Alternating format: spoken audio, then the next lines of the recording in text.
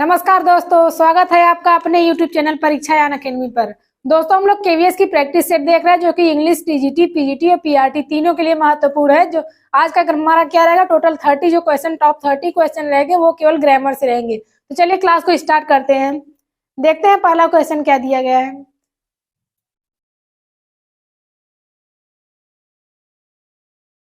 पहला क्वेश्चन है the indirect narration. क्या हमें बताना है? इनडायरेक्ट नरेशन बताना है। She said you must not break your promise. क्या होगा? जैसे इसका नरेशन फॉर्म में क्या होगा, डायरेक्ट में दिया है, इसको इनडायरेक्ट में परिवर्तित करना है। तो देखते हैं क्या होगा। सी सेट को किस में चेंज करेंगे, पहले देखते हैं ऑप्शन में क्या दिया गया। ऑप्शन में देखिए ऑब्जेक्ट का यूज किया गया, तो ऑब्जेक्ट हम अपने तरफ से मानेंगे। जब यहाँ पे थर्ड पर्सन होता है तो हम ऑब्जेक्ट किसको मानेंगे? यहाँ पे फर्स्ट पर्सन को ऑब्जेक्ट मानते हैं। तो दिया गया है सी सेड, क्या रहेगा? सी told me that. Second person किसके अनुसार चेंज होता है? तो ऑब्जेक्ट के अनुसार चेंज होता है, रिपोर्टिंग वर्ब के ऑब्जेक्ट के अनुसार। तो ऑब्जेक्ट क्या है? आई रहेगा। तो आई का क्या करेंगे हम? यहाँ पे आई करेंगे, आई मस्ट नॉट ब्रेक। अब यहाँ पे दिया गया योर। योर किसके लिए दिया गया? यू के लिए, लेकिन हमें क्या करना है? आई के लिए करना है। तो योर का क्या हो जाएगा? माई हो जाएगा। फिर माई प्रॉमिस। देखते हैं किस ऑप्शन में दिया गया। ऑप्शन बी में दिया गया she told me that I must not break my promise. Option B यहाँ पे करेक्ट होगा। अगला प्रश्न है,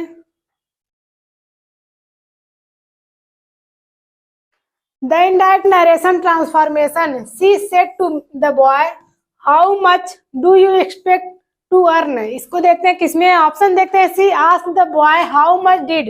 यहाँ पे क्या दिया गया है? डू दिया गया, डिड होगा, ये गलत हो जाएगा।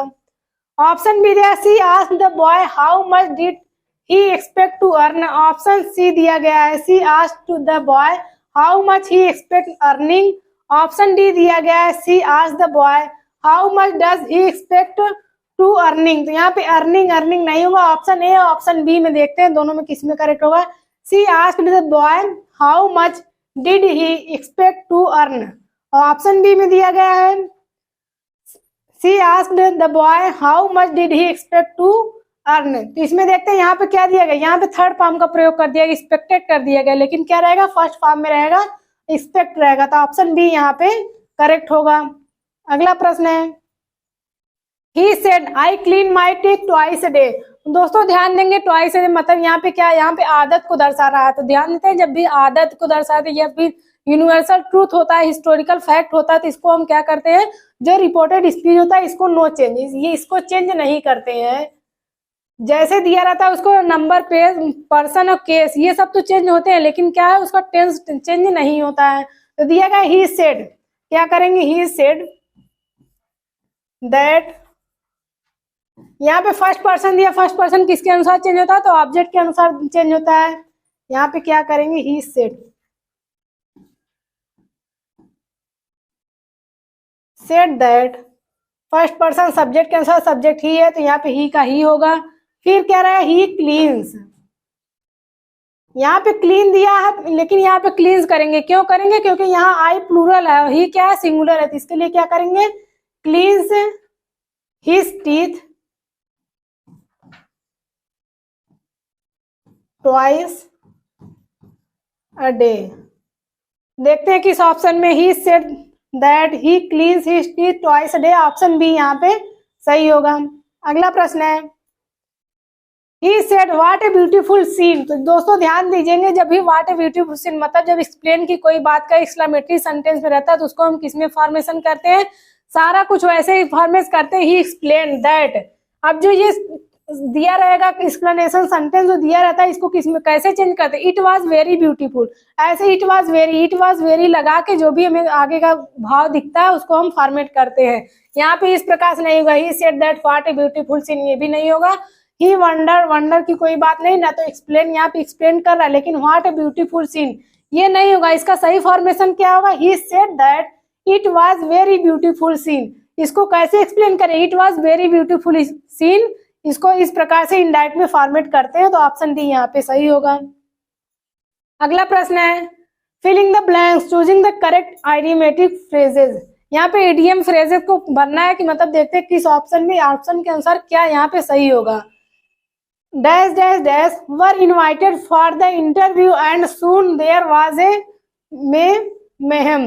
इसमें देखते हैं क्या सही होगा। जैसे हमें भरना है too many irons in the fire, every John Jacks and Jerry, all and sundry each and every. तो यहाँ पे क्या होगा ऑल एंड सन्ड्री, इसका मतलब क्या होता है एवरीवन। ये जो इडियम फ्रेजेस दिया गया इसका अर्थ होता है एवरीवन, मतलब सभी लोग।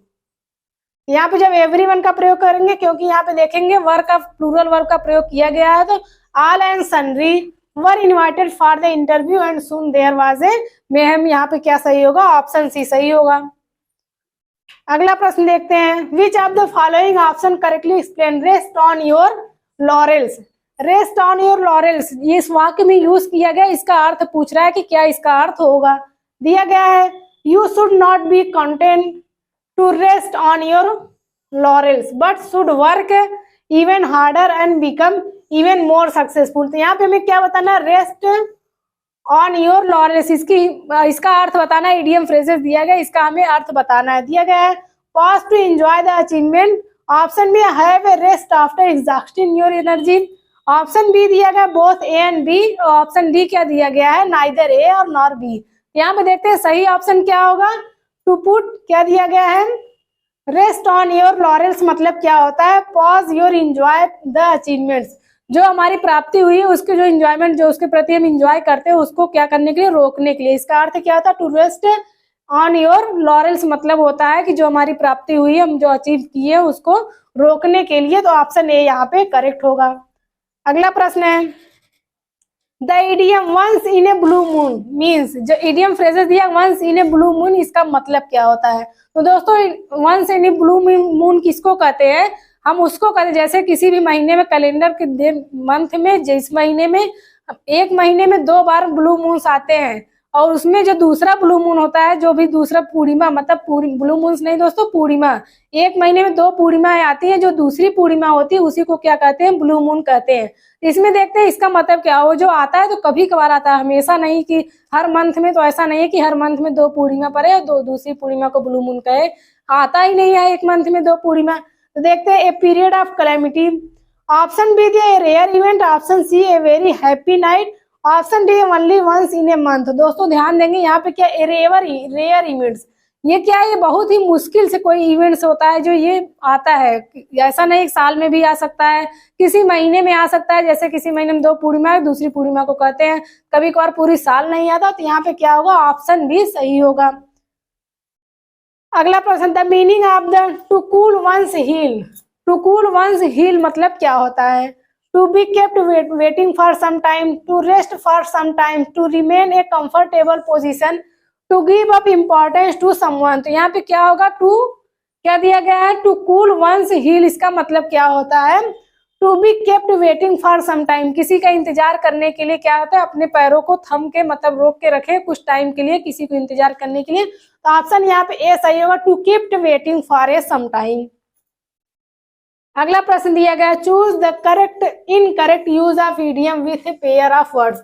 यहाँ पेयर इडियम्स का प्रयोग किया गया पेयर वर्ड्स में। तो देखते हैं क्या दिया गया है, Kashmir is rack and ruin of India, option B दिया गया है माई मदर लव्स हर किन एंड किथ एंड किन, ऑप्शन सी दिया गया है Hitler carried fire and sword whenever he went, option D क्या दिया गया है let us work heart and soul. यहाँ पे देखिए ये हार्ट एंड सोल ये करेक्ट कॉम्बिनेशन है, इसलिए लेट अस वर्क, इसके लिए ये सेंटेंस सही बैठ रहा है। यहाँ पे फायर एंड स्वॉर्ड, हिटलर जो है जब भी कभी निकलता है फायर एंड स्वॉर्ड के साथ निकलता है, तो यहाँ पे ये भी सही हो जाएगा। यहाँ पे किथ एंड किन मतलब क्या होता है, यहाँ पे परिजन होता है, तो इसका मतलब क्या होता है परिजन। यहाँ पे भी देखिएगा फैमिली की बात हो रही, रिलेशन से मतलब फैमिली रिलेशन की बात हो रही थी, यहाँ पर ये भी सही होगा। लेकिन यहाँ पे क्या है रैक एंड र्यून, अचानक समाप्त हो जाना, इसका यहाँ पे कोई भी अर्थ फिट नहीं बैठ रहा, तो ऑप्शन ए यहाँ पे सही होगा, यही गलत होगा। Kashmir is rack and ruin of India, यहाँ पे जो इडियम फ्रेजेस का प्रयोग किया गया है ये गलत तरीके से किया गया है। अगला प्रश्न है, Lord Clive one his laurels in the battle of Plassey, Lord Clive one his laurels in the battle of Plassey. इसमें देखते हैं क्या सही होगा, fought bravely, defeat his enemies, acquired distinction, overpowered his enemies। तो यहाँ पे देखते हैं क्या सही होगा आंसर। इसको देखते हैं क्या दिया गया, Lord Clive one his laurels. क्या दिया गया, Lord Clive one his laurels. क्या फिर उसके बाद ऑप्शन है fight bravely, defend his enemies, acquired distinction and overpowered his enemies। तो यहाँ पे क्या सही होगा, ऑप्शन सी दिया गया है, acquired distinction। क्या करते हैं वो, जीत प्राप्त करते हैं। तो ऑप्शन यहाँ पे सी सही होगा। अगला प्रश्न दिया गया है, select the suitable clause of the given sentence. यहाँ पे बताओ कि क्लॉज को बताना है, कौन सा क्लॉज दिया गया है। जैसे होता है क्लॉज में एडवर्बियल क्लॉज होता है, एडजेक्टिव क्लॉज होता है, नाउन क्लॉज, प्रिंसिपल क्लॉज, ये सब क्लॉज दिए रहते हैं। तो इसको मैं पूछ रहा है कि क्या यहाँ पे होगा। Whose car has been stolen, it still remains a mastery। यहाँ पे कौन सा क्लॉज होगा, ऑप्शन है एडजेक्टिव और रिलेटिव क्लॉज, ऑप्शन बी दिया गया एडवर्बियल क्लॉज, ऑप्शन सी दिया गया है प्रिंसिपल क्लॉज और ऑप्शन डी क्या दिया गया है, नाउन क्लॉज। तो यहाँ पे दोस्तों ध्यान देंगे, whose car has been stolen, it still remains। यहाँ पे जो remains वर्ब है, नाउन क्लॉज की विशेषता क्या होती है, वो जो कार्य करता है वो वर्ब के लिए। यहाँ पे क्या है, ये remains वर्ब का काम कर रहा है, यहाँ पे वर्ब है। तो ये कौन सा क्लॉज हो जाएगा, नाउन क्लॉज होगा। अगला प्रश्न है, farming depends on water which will be available only during the monsoon. तो यहाँ पे देखते हैं कौन सा क्लॉज होगा, उसको देखते हैं। जैसे दिया गया है adjective and relative clause, adverb clause, principal clause या नाउन क्लॉज। तो यहाँ पे देखते हैं क्या कर रहा है, ये विच जो है किसका काम कर रहा है, रिलेशन का काम कर रहा है या विशेषता बताने का काम कर रहा है। मतलब फार्मिंग डिपेंड्स ऑन वाटर, कैसे, फिर उसकी विशेषता होता है which will be available only during the monsoon. यहाँ पे क्या होगा, दो सेंटेंस को जोड़ने का काम कर रहा है और क्या विशेषता बता रहा है। तो यहाँ पे क्या सही होगा, adjective and relative clause, option A सही होगा। अगला प्रश्न दिया गया है, I found at last the book when I had lost all hope. यहाँ पे किस प्रकार का क्लॉज ये दिया गया है, तो इसको पूछा है adjective and relative clause, adverbial clause, principal clause, noun clause. तो इसमें देखते हैं कौन सा क्लॉज सही होगा। दिया गया है I found at last the book when I had lost all hope. तो यहाँ पे कौन सा क्लॉज होगा, व्हेन। ध्यान दीजिएगा दोस्तों, जब व्हेन का यूज किया गया तो ये भी क्या कर रहा है, दो सेंटेंस को जोड़ने का काम कर रहा है। यहाँ पे रिलेशन, ये रिलेशन बताने का काम कर रहा है। तो ऑप्शन ए यहाँ पे सही होगा। अगला प्रश्न है, that he may fall ill worries me. यहाँ पे देखते हैं किस क्लॉज का प्रयोग किया गया है, एडजेक्टिव और relative clause, adverb clause, principal clause और नाउन क्लॉज। तो यहाँ पे प्रिंसिपल क्लॉज का यूज किया गया है। और ये जो पूरा सेंटेंस है ये किसी पे डिपेंड नहीं है, स्वतंत्र क्लॉज के रूप में है। ऑप्शन सी यहाँ पे सही होगा, प्रिंसिपल क्लॉज। वरीज मी क्या है, प्रिंसिपल क्लॉज है। अगला प्रश्न देखते हैं, I can't work unless there is complete calm and quiet. तो यहाँ पे देखते हैं कौन सा ऑप्शन सही होगा, unless there is complete calm and quiet कौन सा क्लॉज होगा, adjective and relative clause, adverb clause, principal clause और नाउन क्लॉज। तो यहाँ पे क्या कर रहा है, एडवर्ब क्लॉज। क्या है, ये एडवर्बियल का काम कर रहा है। क्या वर्ब, क्रिया की विशेषता, मतलब वर्ब की यहाँ पे विशेषता बता रहा है। तो यहाँ पे क्या सही होगा, एडवर्ब क्लॉज के रूप में इसको यूज किया गया है, unless there is complete calm and quiet, option B सही होगा। He asked question for which there were no answer. क्या है, he asked question for which where is no answer. क्या एडजेक्टिव और रिलेटिव क्लॉज है, एडवर्ब क्लॉज है, principal clause है या नाउन क्लॉज है। तो यहाँ पे कौन सा सही होगा, देखते हैं।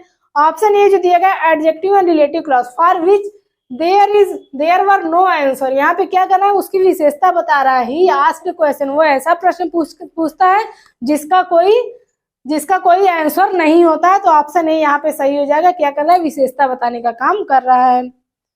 अगला प्रश्न देखते हैं, in the following sentence which word is the modifier and which word is modifies. तो यहाँ पे दोस्तों ध्यान देंगे, मॉडिफायर क्या होता है पहले समझ लेते हैं। मॉडिफायर किसे कहते हैं, मॉडिफायर ये क्या होता है, ये एडजेक्टिव होता है।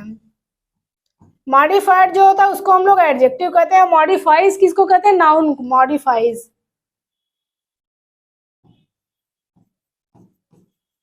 ये क्या है, ये नाउन है। तो देखते हैं यहाँ पे क्या सेंटेंस में दिया गया है, a strong wind set the throw the town today. तो यहाँ पे देखते हैं किसका प्रयोग किया गया है, हमें क्या पहचानना है, मॉडिफायर और मॉडिफाइज को पहचानना है। Wind modifies and the word strong नहीं। Option B strong modifies the noun wind. Option C wind modifies. Wind क्या है, विंड तो नाउन का काम कर रहा है। तो यहाँ पे ये नहीं होगा, द नाउन टाउन्स नहीं, टाउन मॉडिफाइज नहीं होगा।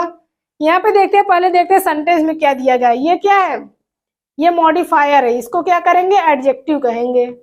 उसके बाद क्या होता है, एडजेक्टिव किसकी विशेषता बताता है, तो नाउन की विशेषता बताते हैं, तो यहाँ पे क्या हो जाएगा, नाउन हो जाएगा। उसके बाद देखते हैं यहाँ पे सेंटेंस में क्या है, स्ट्रॉन्ग मॉडिफाइज। स्ट्रॉन्ग क्या है, मॉडिफाइज कर रहा है, किसको कर रहा है, नाउन को कर रहा है, स्ट्रॉन्ग मॉडिफायर और नाउन। ऑप्शन यहाँ पे बी सही होगा। अगला प्रश्न देखते हैं, identify the basic sentence pattern of the following sentence by choosing from the given option. यहाँ पे क्या है, सेंटेंस दिया गया, इसका पैटर्न हमें बताना है, कैसे क्या, subject, object, verb, complement, direct object, indirect object. Subject में पहचाना, सेंटेंस दिया, इसमें पहचाना है कौन सा पार्ट क्या है। तो देखते हैं, पहले दिया गया है सब्जेक्ट, फिर क्या है, वर्ब है, फिर ऑब्जेक्ट है, ये इनडायरेक्ट ऑब्जेक्ट है, इनडायरेक्ट है, ये क्या है, यहाँ से डायरेक्ट ऑब्जेक्ट है। देखते हैं subject, verb, object, object, option C में सही होगा। यहाँ पे ये देखते हैं सब्जेक्ट सेंटेंस के कितने पार्ट होते हैं, जैसे दिया रहेगा सब्जेक्ट, फिर वर्ब रहेगा, फिर ऑब्जेक्ट रहेगा, ऑब्जेक्ट 1, ऑब्जेक्ट 2 रहेगा, फिर कॉम्प्लीमेंट होता है। ये सब सेंटेंस के पार्ट्स होते हैं। तो यहाँ पे क्या दिया गया, पहले सब्जेक्ट दिया गया, फिर वर्ब दिया गया, फिर ऑब्जेक्ट दिया गया, फिर योर ब्यूटीफुल गार्डन, ये डायरेक्ट ऑब्जेक्ट दिया गया, तो ऑप्शन सी सही होगा। A little kindness goes a long way. यहाँ पे देखते हैं क्या दिया गया, ए लिटिल क्या है, a little kindness subject, goes क्या है, वर्ब है, ए लॉन्ग वे क्या है, एडवर्ब है। यहाँ पे क्या है, एडवर्बियल। देखते हैं subject, verb, adverbial, option B में सही है, सब्जेक्ट, वर्ब और एडवर्बियल, ऑप्शन बी सही है। अगला प्रश्न देखते हैं, filling the blanks with space the suitable option. I have not seen him for last month, या सिंस लास्ट मंथ, या फ्रॉम लास्ट मंथ, या टिल लास्ट मंथ। तो क्या दोस्तों, यहाँ पे जैसे अब हमें ये बताइए कि यहाँ पे क्या पॉइंट ऑफ टाइम है या पीरियड ऑफ टाइम है। तो दोस्तों ध्यान देंगे, जब भी लास्ट का प्रयोग कर, जैसे आज से हम लास्ट मंथ की बात करें तो पिछले मंथ की ही तो बात हो रही। यहाँ पे किसी प्रकार की शंका नहीं है कि कौन से मंथ की बात है, क्लियर, ऐसा नहीं है क्लियर ना हो, बल्कि क्लियर है। जैसे आज से हम बोल रहे हैं लास्ट स्टरडे, लास्ट स्टरडे मतलब पिछला जो स्टरडे बीता है, कल का स्टरडे। तो ऐसे हम यहाँ पे क्या करेंगे, वो तो फिक्स होता है, वो पता होता है, तो किस में रखते हैं हम, लास्ट को किस में रखेंगे, पॉइंट ऑफ टाइम में रखते हैं। ये क्या है, पॉइंट ऑफ टाइम। यहाँ पे ऑप्शन क्या सही होगा, ऑप्शन सी सही हो जाएगा, since I have not seen him since last month, option C सही होगा। अगला प्रश्न है, your behaviour does not admit any excuse. तो एडमिट किसको एक्सेप्ट करता है, प्रीपोजिशन में देखते हैं, एडमिट केवल ऑफ को एक्सेप्ट करता है। तो यहाँ क्या, एडमिट ऑफ, ऑप्शन देखते हैं, ऑप्शन बी करेक्ट होगा, एडमिट ऑफ प्रीपोजिशन को एक्सेप्ट करता है। अगला देखते हैं, find out the most suitable preposition from the given option. यहाँ पे क्या है, यहाँ पे भी प्रीपोजिशन को हमें भरना है। I broke this glass accident. तो दोस्तों ध्यान दीजिएगा, जब भी कोई अचानक किसी मतलब अचानक गलती से कोई काम हो जाए, हम उसको जानबूझ कर ना करें, तो उसको क्या कहते हैं, एक्सीडेंट, बाई एन एक्सीडेंट। यहाँ पे क्या सही होगा, बाई। एक्सीडेंट के साथ हमेशा क्या लेते हैं, बाई का प्रयोग करते हैं, बाई प्रीपोजिशन का। एक्सीडेंट के साथ क्या यूज करेंगे, बाई का, क्योंकि ये यहाँ पे गलती से हो जा रहा है, तो इसके लिए क्या यूज करेंगे, प्रीपोजिशन। प्रीपोजिशन बाई का प्रयोग हम करते हैं, तो ऑप्शन बी करेक्ट होगा। अगला प्रश्न देखते हैं, pick out the correct preposition. यहाँ पर भी प्रीपोजिशन हमें भरना है। तो देखते हैं, we did not get 2 AM, we did not get, फिर 2 AM, समय तक के हमें बताना है। तो यहाँ पे तक की इंग्लिश क्या होगी, एट, आफ्टर, टिल या टू। ऑप्शन सी सही होगा, we did not get home till 2 AM। यहाँ क्या सही होगा, ऑप्शन सी सही होगा। अगला point, new meanings can always be derived. Derived कौन सा प्रीपोजिशन को एक्सेप्ट करता है। तो दोस्तों ध्यान है, डिराइव्ड अक्सर हम लोग बोलते हैं डिराइव्ड फ्रॉम, डिराइव्ड फ्रॉम। तो यहाँ पे क्या हो जाएगा, ऑप्शन सी सही होगा, डिराइव्ड फ्रॉम। यहाँ पे किसकी प्रीपोजिशन का प्रयोग करेंगे, फ्रॉम का करेंगे, तो ऑप्शन सी सही होगा। अगला प्रश्न देखते हैं, these boxes are very heavy, they are full of. यहाँ पे क्या देखते हैं, फुल ऑफ, हमेशा क्या लेता है, फुल ऑफ। हम बोलने में भी आ जाता है फुल ऑफ, यहाँ पे ध्यान देने की जरूरत नहीं, क्या होगा, ऑप्शन यहाँ पे बी सही हो जाएगा, फुल ऑफ। फुल किस प्रीपोजिशन को एक्सेप्ट करता है, तो ऑफ को करता है, तो ऑप्शन यहाँ पे बी सही होगा। अगला प्रश्न देखते हैं, there may be an index the end of the book. तो क्या है, जब वहां there may be an index, index की जब बात करते हैं तो एन क्या इन ऑफ द बुक, तो in at in the of the book, तो क्या स्थान को बता रहा है, तो at the end of the book, यहाँ पे क्या सही होगा, ऑप्शन देखते हैं, ऑप्शन ए सही होगा, एट का प्रयोग करेंगे। अगला प्रश्न देखते हैं, choose the correct option for the blank in the given sentence. यहाँ पे क्या बनना है, खाली स्थान को बनना है। क्या अंडरस्टैंड के बाद क्या रहेगा, खाली स्थान रहेगा, उसमें हमें क्या बनना है, सही को भरना है। वी फील,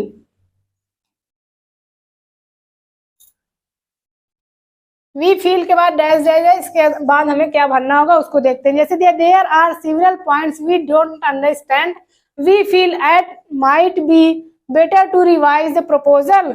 या ऑप्शन बी देखते हैं, there could be some issues with us. Option C देखते हैं, there can be some errors. Option D क्या दिया गया है, you should not disturb us. तो यहाँ पे सही कौन सा होगा, तो ऑप्शन ए सही होगा, it might be better to revise the proposal. Option यहाँ पे ए सही हो जाएगा।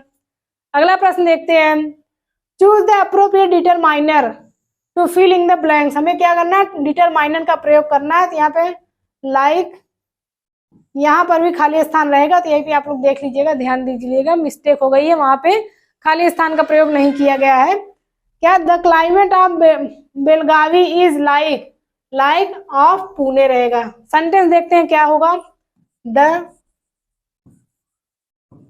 Climate of Belagavi is like, फिर डैश रहेगा, ऑफ पुणे। यहाँ पे देखते हैं खाली स्थान पे क्या भरा जाएगा, दिया गया दिस दैट दोस्त। तो यहाँ पे क्या सही होगा, देखते हैं क्या सही होगा। यहाँ पे देखेंगे कि this climate of Belagavi is like that of Pune. यहाँ पे क्या सही हो जाएगा, दैट ऑफ पुणे, क्योंकि यहाँ पे दोस्तों ध्यान देंगे क्लाइमेट की तुलना की जा रही है, ना कि स्थान की अगर तुलना की जाती है तो वहां पे दैट ऑफ पुणे का दैट का प्रयोग ना करके डायरेक्ट पुणे का प्रयोग कर देते। लेकिन यहाँ पे क्या है, क्लाइमेट की जब क्लाइमेट से तुलना करते हैं तो क्लाइमेट को ही लिखेंगे, ना कि स्थान की तुलना क्लाइमेट से कर देंगे। यहाँ पे दैट ऑफ का मतलब हो जाएगा कि दैट ऑफ पुणे, मतलब पुणे की क्लाइमेट से क्या है, बेलगावी के क्लाइमेट की तुलना की गई है, दोनों एक दूसरे में उसकी तुलना की गई। तो ऑप्शन यहाँ पे क्या सही होगा, ऑप्शन सी सही होगा। अगला प्रश्न दिया गया है, the student will complete the assignment with in an hour. क्या हमें बताना, पैसिव वॉइस। यहाँ पे देखते हैं क्या, the assignment with in an hour क्या रहेगा, ऑब्जेक्ट क्या है यहाँ पे, द असाइनमेंट, असाइनमेंट। यहाँ पे विल दिया गया तो विल बी हो जाएगा, will be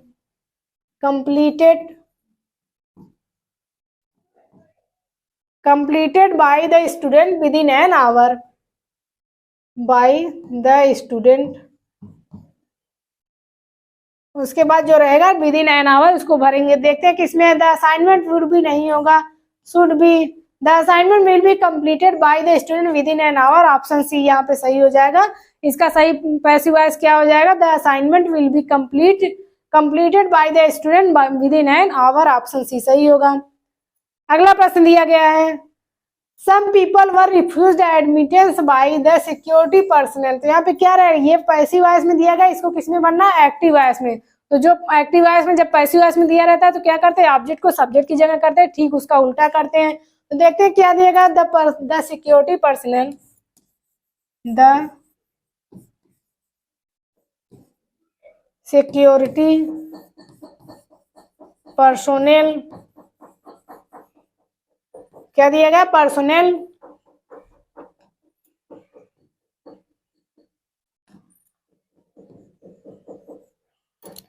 the security personal. यहाँ पे वर्क का प्रयोग किया गया, तो वर्क का प्रयोग हम कब करेंगे, जब भी पास्ट इंडेफिनिट टेंस रहेगा तभी तो उसको वर्ब में हम ले जाएंगे।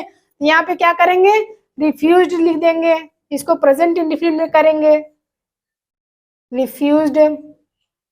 एडमिटेंस,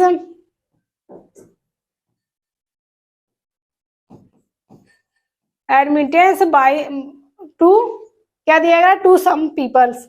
यहाँ पे क्या हो जाएगा, to some peoples.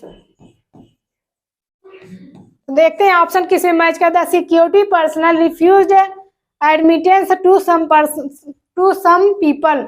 Option A security person refuse admittance to some people.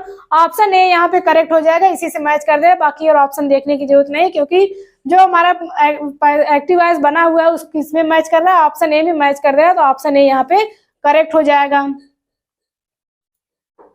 तो दोस्तों ये थे टॉप 30 क्वेश्चन जो कि हम ग्रामर से लेके आएंगे। अब दोस्तों ध्यान दीजिएगा, अगली क्लास, अब दोस्तों का ये मांग थी कि हम लिटरेचर भी लेके आए, तो अगली क्लास में जब हम लेके आएंगे तो कुछ क्वेश्चन लिटरेचर से संबंधित रहेंगे और कुछ क्वेश्चन ग्रामर से संबंधित रहेंगे, जो आपकी टीजीटी, पीजीटी और पीआरटी तीनों के लिए बहुत ही महत्वपूर्ण रहेंगे। तो दोस्तों आप लोग हमसे जुड़े रहिएगा और हमारा साथ देते रहिएगा। आप सभी का बहुत बहुत धन्यवाद।